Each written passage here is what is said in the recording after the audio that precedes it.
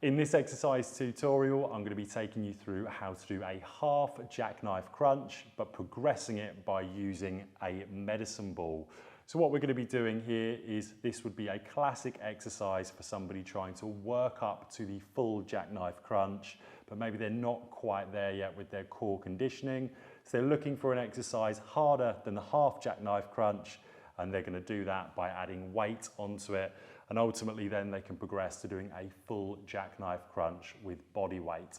I've already done an exercise tutorial on that should you wish to progress to that exercise. Now firstly, to get into position, I've already got the ball set up here and I'm looking to have the ball behind my head.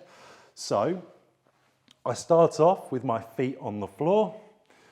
Hands then go outstretched above my head. And from this position, I want to make sure that my lower back is completely in contact with the mat. Now you can do this one of two ways.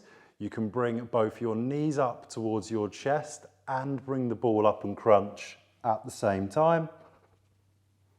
Or alternatively, if you're somebody that's new to this exercise, you might want to bring the knees up first. That way the lower back is more secure on the mat. Then come up into the crunch and bring both down at the same time. If you find that you get any shoulder pain when you're trying to pick the ball up, what you might want to do is bring the ball closer to your head and pick the ball up with bent elbows. That way it's not going to be as strenuous on the shoulder joint. You can do exactly the same movement, bringing the knees up and crunching up at the same time. In terms of breathing, I'd be breathing in on the way up and out on the way down. At no point should you have the lower back come up off the floor during the exercise.